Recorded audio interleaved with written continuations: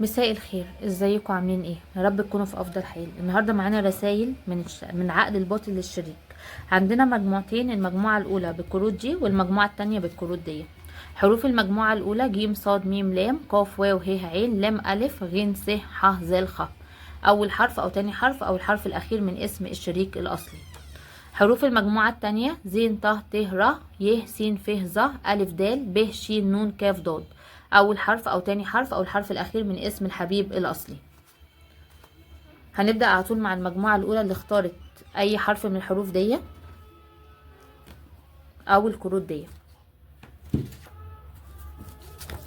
في الأول كده هنكشف عن الطاقة، هنشوف طاقة الشخص اللي في بالك.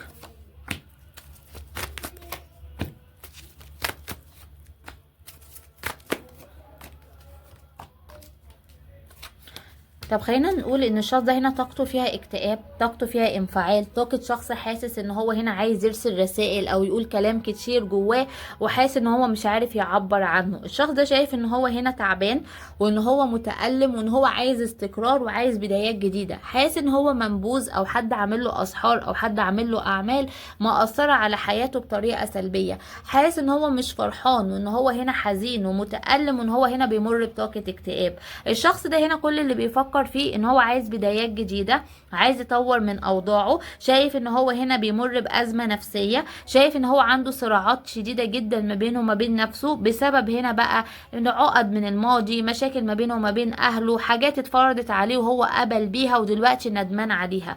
عشان كده الشخص ده كأنه عنده كلام كتير عايز يطلعه، عايز يعبر عنه، بيخاف ان هو يقوله ان هو يتعاير بيه بعد كده او ان هو يتمسك عليه. عشان كده الشخص ده طول الوقت متحفز في الكلام، طول الوقت ما بيحبش يتكلم كتير، طول الوقت بيتعامل بعقله اكتر من قلبه، طول الوقت عايز يعيش دور الضحية او يحس بطاقة الاهتمام. يعني ايه؟ يعني عايز ياخد اهتمام وما يديش اهتمام، عايز ان هو هنا يعني يتعمل علشانه مجهود كتير قوي، ولما تيجي مثلا تواجهه وتقول له انا بعمل عشانك يقول لك لا ده حق عليك، انما هو هنا شايف اللي هو اللي بيعمله هو اللي صح. عشان كده خلينا نقول ان الشخص ده هنا في طاقة ايه؟ في طاقة هنا وجع وطاقة ألم وطاقة صراعات نفسية ما بينه وما بين نفسه، بس بيحاول ان هو يبان ان هو عادي ويبان ان هو طبيعي ويبان ان هو متوازن ويبان ان هو هنا ما يعني دي طبيعته. الشخص ده كمان بيتعامل بالعقل اكتر من القلب، لان شايف ان التعامل بالعقل افضل كتير، لان القلب هنا بيخليه ان هو ضعيف، هو ما بيحبش طاقة الضعف، بيحب يبين طاقة القوة.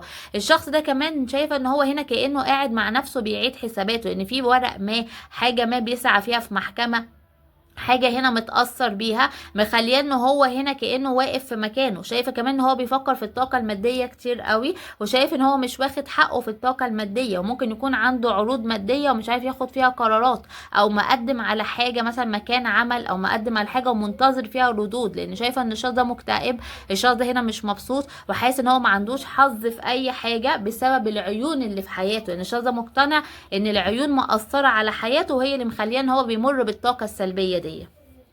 خلينا نشوف طاقتك انت يا صاحب القراءة.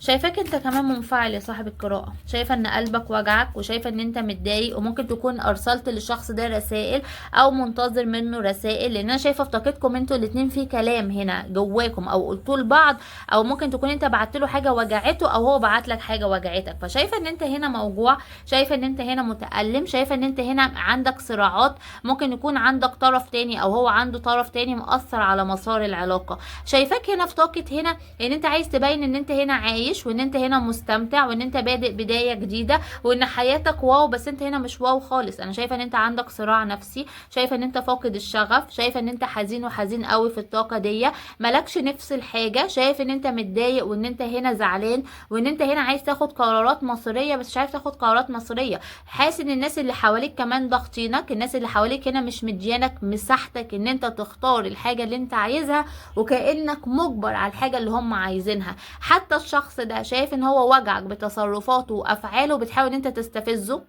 بتحاول ان انت تضايقه، بتحاول تحسسه ان انت ممكن تتخطاه او تتجاوزه، بس انت مش عارف، انت حاسس ان انت متعلق في العلاقه دي، مش عارف تخرج منها، مش عارف ان انت تتخطاها. وشايفه كمان عندك زي طاقه غيره، وممكن يكون عندك طرف تاني بيحاول يعرض عليك الحب والمشاعر، بس انت واقف عند الشخص ده مش عارف تقبل الحب والمشاعر من اطراف تانية. عشان كده شايفه طاقه فقدان الشغف والتفكير مأثره عليك. انت ممكن تكون مرهق، ممكن تكون هنا خسيت، ممكن تكون ما بتاكلش كويس، ممكن بتنام كتير او بتاكل كتير، لان شايفه ان في طاقه ارهاق، في طاقه وجع، في طاقه تفكير مستمر.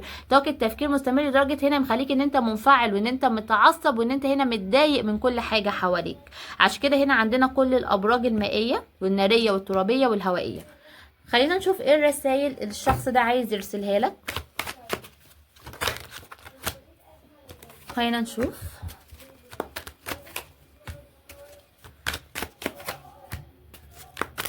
العلاقة دي فيها ناس منفصلين، لان انا شايفة هنا معانا نسبة انفصال حوالي هنا 70%، والباقي ممكن يكون مع بعض، بس في طرف ثالث متدخل في العلاقة مؤثر على مسار العلاقة. طب اول حاجة الشخص ده بيقولك ايه؟ ان هو غيران عليك جدا جدا جدا، وشايف ان انت هنا ملكه، وشايف ان انت هنا بتاعه. الشخص ده كمان بيقولك ان هو بيدور عليك على وسائل التواصل الاجتماعي. يعني ايه؟ يعني الشخص ده بيراقبك، والشخص ده عينه عليك، والشخص ده ممكن يكون بيبين ان هو متجاهلك، بس هو هنا بيدور عليك وان هو بيبحث عنك. الشخص ده بيقولك كمان ان احنا في ما بيننا تواصل روحي، لان انا بحس بيك وان انت هنا تعبان او متألم او غضبان، وببدأ احس هنا بالمشاعر اللي انت حاسسها. فبيطلب منك ان انت تتفائل بمستقبل العلاقة عشان هو كمان يتفائل بمستقبل العلاقة. الشخص كان بيقولك ان هو ممكن يكون متورط مع شخص تاني، وان هو مش قادر ان هو يعلن الحب ده بسبب الشخص تاني، بس هو هنا بيقولك ان هو هنا عايز يتخلى عن كل حاجة علشانك، مع ان القرار ده صعب والقرار ده هنا مش سهل، بس بيقولك ان هو هنا يعني هيعمل اي حاجة وهيقاتل من اجل الحب ده. يعني من الاخر كده الشخص ده هنا بيعترف لك بمشاعره، ان هو بيحبك، وان هو عايزك وعايز يبقى معاك، وان هو لو عنده طرف تاني وان هو مش قادر يعترف بالعلاقة دي، فبيقولك ان هو كده كده عايز يسيب الطرف ده، فهي مسألة وقت. فلو انت بتشوف على السوشيال ميديا منزل حاجة هنا عن مشاعر حلوة هو عايشها هنا من غيرك، او منزل حاجة ان هو مع طرف تاني، فتأكد ان كل اللي بتشوفه او بتسمعه كلام فاضي. هو شايف ان هو هنا بيبقى مستنزف جدا ومتضايق جدا، وان هو غير سعيد وهو هنا مش معاك انت. فلو انتم منفصلين بيقولك ان هو راجع تاني وهيحارب من العلاقة دي. لو انتم مع بعض وان انت عارف ان هو عنده طرف، فبيقولك ان هو متورط معاه ودي مسألة وقت، وهيحاول يعمل اي حاجة علشانك. كمان الشخص ده بيأكد لك ان هو بيراقبك على الميديا، وان هو بيسأل ناس عنك وبيعرف تفاصيلك للناس كمان المنفصلة. ايه كمان؟ الشخص ده بيقولك ان هو عايزك اكتر من اي حاجة في الدنيا، وشايف ان هو قلقان من الحاجة دي، بس هو هنا بيحبك وعايزك ان انت تبقى معاه، وان هو هينهي اي علاقة مع اي طرف تاني عشان يبقى معاك انت وبس. طب الناس اللي هو ما عندهوش هنا علاقة، فهنا طبعا ملناش دعوة بالرسائل دي، ما تخصكمش. يعني هنا الناس اللي هم ما عندهوش هنا علاقات، فاحنا بنتكلم عن نقطة العلاقات دي للناس اللي متأكدين ان الشخص ده عنده طرف. فهنا ممكن الطرف يا اما هنا للناس دي يا اما زوجة، يا اما حبيبة، يا اما اكس، يا اما طرف ما في حياته مأثر عليه، او ممكن تكون ام كمان تكون هنا متسلطة مأثرة على العلاقة. بيقول لك ايه كمان الشخص ده؟ ان هو بيفكر يرسل لك رساله يشرح لك فيها كل حاجه. يعني كل الكلام اللي احنا بنقوله ده او المشاعر اللي جواه دي هو عايز يرسلها لك في رساله يبعت لك فيها كل حاجه. الشخص ده كان بياكد لك على ايه بقى؟ ان هو بيفكر فيك طول الوقت، وان هو بيحلم بيك طول الوقت، وان هو شايف ان انت ممكن تكون عامل له سحر او عامل له عمل عشان تخليه ان هو يفكر فيك بالطريقه دي، وان هو يبقى مدمن عليك، وان هو هنا مهووس بيك. ليه بقى؟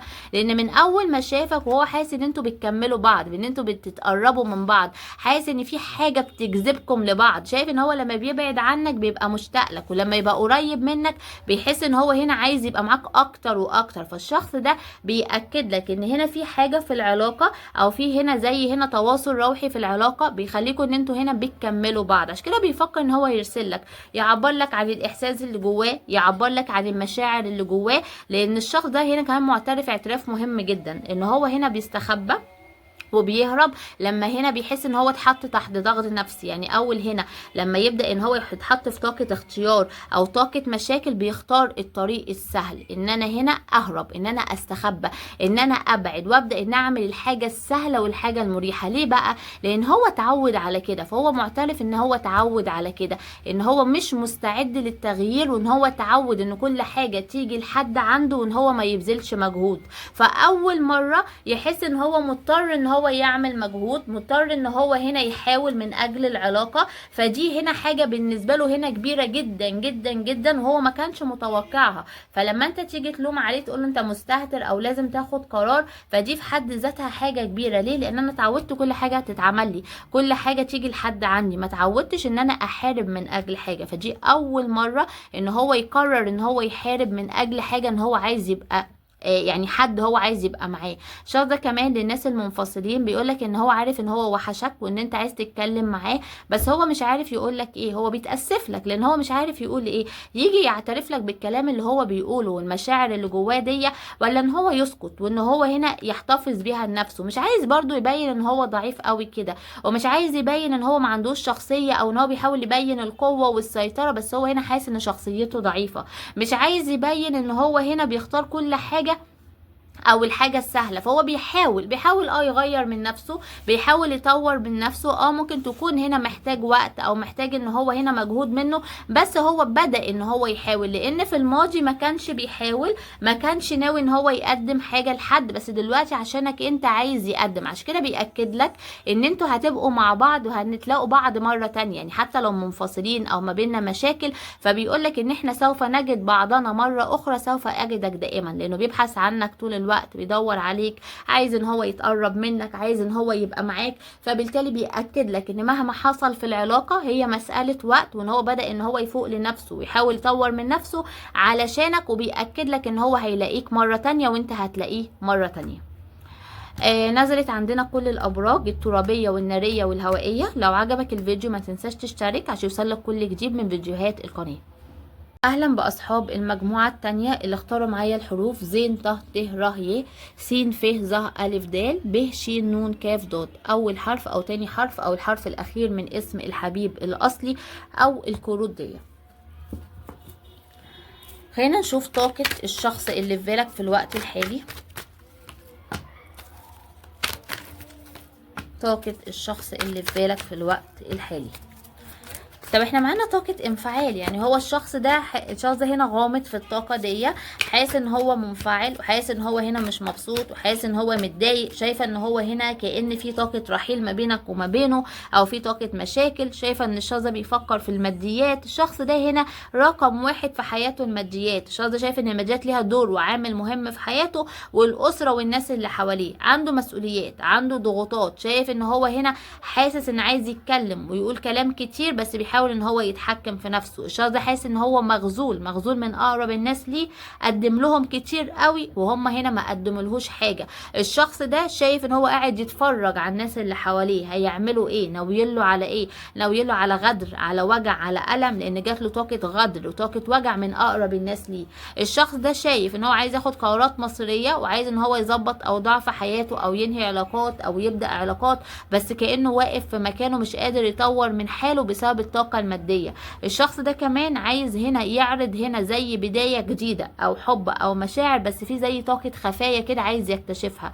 الشخص ده بقى مشكلته ان هو حاسس ان هو محور الكون، حاسس ان هو رقم واحد في كل حاجه، وان تفكيره هو اللي صح طول الوقت، وان كل اللي حواليه غلط. فلو هنا حصل اي تصرف خارج توقعاته بيبدا ان هو يغضب، بيبدا ان هو ينفعل، بيبدا ان هو يقعد يفكر ازاي حصل كده. فالشخص ده كانه هنا متضايق ومنفعل، لان شايف ان هو مش فاهم الدنيا رايحه حواليه على فين، هو مش متعود على كده. عشان كده معانا طاقه اكتئاب، معانا طاقه انفعال، معانا طاقه استهتار، معانا شخص بيفكر ازاي اطور من طاقتي، ازاي احسن من نفسي، ازاي اطور من اموري الماديه. شايفه ان هو متربص لحد هنا في المكان العمل اللي هو فيه، كانه متربص لحد وعايز يأذي حد. الشخص ده هنا في طبعه هنا في الاذيه. يعني ايه؟ يعني ما بيسيبش حقه. لما حد بيأذيه بيبدا ان هو يتربص يخلص له وياخد حقه، مع انه ممكن يكون طيب وغلبان بس ما بيسيبش حقه. طول الوقت بيحب ان هو يبقى غامض، محدش يفهمه، طول الوقت يحس ان هو هنا عايز يعرف كل حاجة واي حاجة عن الناس اللي حواليه، وان هو هنا يبين ان هو هنا يعني لا انا محدش عارف عني حاجة، وان انا اقول اللي انا عايزة اقوله. ليه بقى؟ عشان يحس ان هو محور الكون وان الدنيا كلها بتدور عليه هو وبس، وبتدور على احداثه هو وبس. عشان كده ممكن تكون انت هنا متجاوزه او متخطيه او هنا مش مهتم لامره، فشايف ان انت متغير عليه، او كان متوقع منك هتديله حب او اهتمام او مشاعر وانت اهملته، لان انت شايف انت ممكن تكون عاتبته او قدمت كتير، فانت ممكن تكون منسحب او ساكت. فالشخص ده شايف ان في حاجة غلط مش مظبوطة، وشايف ان هو دلوقتي عايز يعيد السيطرة مرة تانية. خلينا نشوف طاقتك انت يا صاحب القراءة.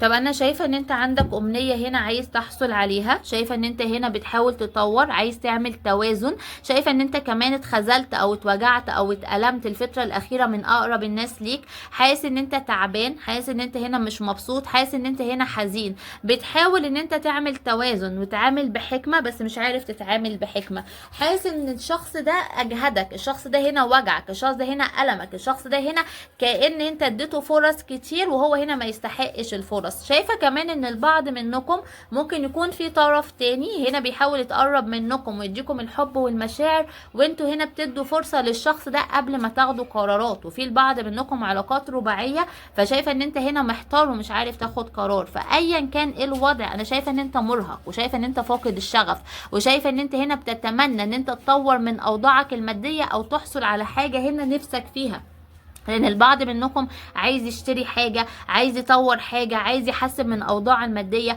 فشايفة ان انت كأنك بتسعى للتطوير، لان شايف ان انت عايز تشغل نفسك عن الشخص ده وعن المشاعر والحب والكلام ده في الوقت الحالي، لان انت شايف ان انت تعبت وتعبت قوي. البعض منكم ممكن يكون هنا طاقته هنا نفذت على الشخص ده، او عاتب كتير والشخص ده ما اتغيرش، او ممكن تكون بتغير قوي على الشخصيه دي، فبتبدا ان انت تنفعل لدرجه ان انت ممكن يا اما تكون اهملت في صحتك او اهملت هنا في تفاصيلك في نفسك، بدات ان انت تدي الاهتمام للشخص ده لدرجه ان انت هنا حسيت ان انت جبت اخرك، وان انت خلاص يعني بدات ان انت تفقد الشغف في كل حاجه وتحس ان انت هنا مش مبسوط باي حاجه. فشايفه ان انت بتحاول تستعيد نفسك مره تانية وتستعيد شغفك مره تانية، وكانك تبدا بداية جديدة هنا للأفضل.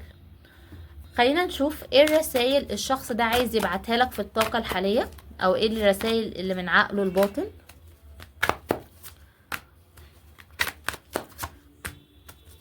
اولا هو هنا معترف ان هو هنا مش عارف ان هو يلتزم بعلاقه، لان البعض منكم هنا شايفه في طاقه انفصال، لان في هنا مجموعه معانا هنا هنقول بنسبه 50% منفصلين، والباقي ما بينهم هنا طاقه انفعالات واون واوف. طيب هنا بقى بالنسبه للشخص اللي هو هنا يعني بيقول لك ايه؟ بيقول لك اول حاجه ان هو ما تعودش ان هو يلتزم بعلاقه. الشخص ده بيقول لك كمان ان هو هنا مشتاق لك، وان هو بيحبك، وان هو هنا عايز يبقى معاك، وان هو شايف ان اللي ما بينك وما بينه شيء مميز جدا، وان هو متأسف ليك ان هو هنا فقدك او عمل معاك طاقة انفعالات او بعد عنك. بيقول لك كمان ان هو لما مشى من العلاقة رغم ان هي كانت مرهقة او متعبة، فهو ندمان ليه بقى؟ لان هو مشى، لان لما مشى هنا تعب، لما مشى هنا اتوجع، فتأكد ان هو حبك وحبك بجد، فده اللي وجعه دلوقتي ان هو حبك وحبك بجد.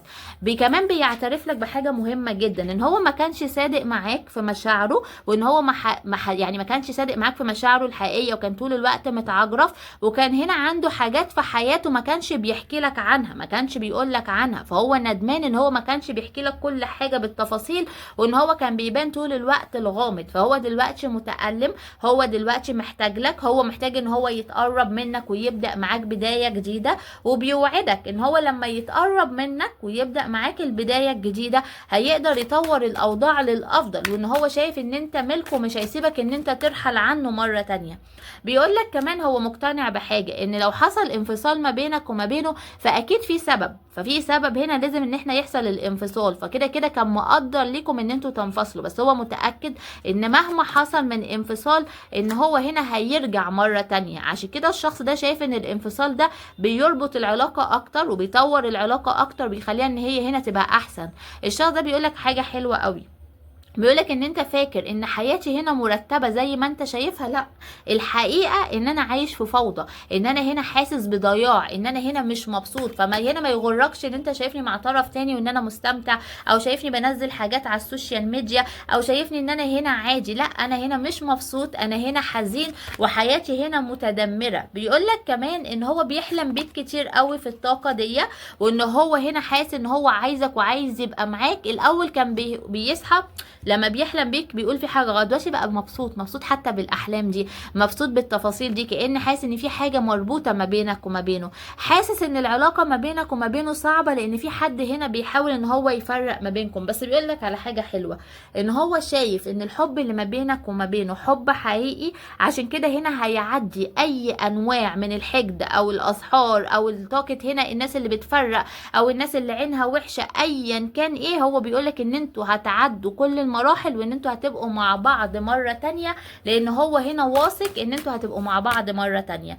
الشخص ده بيقولك ان هو كان ممكن يكون بعدك عنه، وممكن يكون كذب عليك، لان ما كانش عنده حلول ان هو يحكي كل حاجة بصراحة. وان هو ممكن يكون بعدك عنه عشان كان عنده ارتباك في المشاعر، كان خايف، كان قلقان، كان متوتر، كان هنا اون واوف مع نفسه. فبيقول لك هنا ان اي حاجة بيعملها معاك بيبقى مش قاصدها، لان الشخص ده هنا بيحس ان هو ضعيف قوي اتجاهك، وان هو شايف ان هو متعلق بيك بطريقة قوية جدا. عشان كده بيقول لك بقى ايه، ان هو كان بيتمنى ان هو يتعامل معاك بطريقه انضج من اللي هو اتعامل معاك بيها. ليه؟ لان جه عليه وقت كان بيدور على مصلحته، كان بيدور على الحاجه اللي هو عايزها، بيدور على نفسه. كأن الشخص ده اتعود ان هو ياخد ما يديش. فكأن هنا من ضمن اعترافاته ان هو كان واخدك للمصلحه، طاقه بقى استفاده، ايا كان نوع الاستفاده، لان كل علاقه بتختلف من علاقه للتانيه. فايا كان الوضع، فهو هنا جه عليه وقت كان هنا اناني، ما كانش ناضج، كان بيدور على مصلحته بس، بيرضي غروره بس،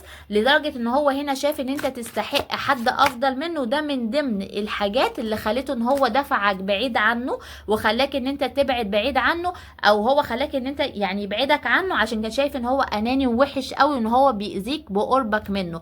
ولما عمل كده حس بطاقة الندم. عشان كده الشخص ده بيقولك ان هو قابلك في وقت هو هنا كان هنا تعبان، هو كان متألم، هو كل حاجة في حياته كانت غلط، فكان متعود ان هو ياخد ما يديش، وان هو هنا يعني ما يقدرش اللي قدامه. لما تقرب منك حس ان هو بدأ يتشافى بيك ويبدأ بدايات جديدة بيك. عشان كده الشخص ده بدأ ان يجي عليه وقت عايز يهرب منك، عايز ان هو هنا يبعد عنك. ليه؟ لان حس ان هو بيجرحك وبيوجعك طول ما هو قريب منك، وهو بيتعامل بالطريقة السلبية دي. فمن ضمن الاعتراف ان هو دلوقتي حس بقيمتك، وان هو حس ان انت فارق معاه، وان هو ندمان على طريقته واسلوبه الغلط اللي كان بيستخدمه معاك، وان هو كان بياخدك هنا للمصلحة، او ان هو بيرجي غروره. عشان كده الشخص ده دلوقتي عايز يرجع تاني، او عايز ان هو يتقرب منك تاني بطاقة هنا بقى فيها جد. يعني ايه؟ فيها مشاعر حقيقية، فيها تقدير ليك، فيها بدايات جديدة للافضل، فيها تغيير من الشخص ده من الاسوأ للافضل، لانه شايف ان هو هنا لقى فيك الحاجة اللي هو عايزها، او الحاجة اللي كان فاقدها، وشايف ان انت الشخص الوحيد اللي اثر عليه وخلاه ان هو يتغير علشانه. عشان كده الشخص ده هنا في البدايات خالص قالك ايه، ان هو هنا كده كده هيبقى معاك مرة تانية، وان هو هيتقرب مرة تانية، لانه حاسس ان انت مميز قوي، وان المرة دي هو مش هيسيبك، وهيحاول يطور من نفسه عشانك. كل الابراج نزلت معانا، الترابيه والمائيه والناريه والهوائيه. لو عجبك الفيديو ما تنساش تشترك وتفعل الجرس عشان يوصلك كل جديد من فيديوهات القناه.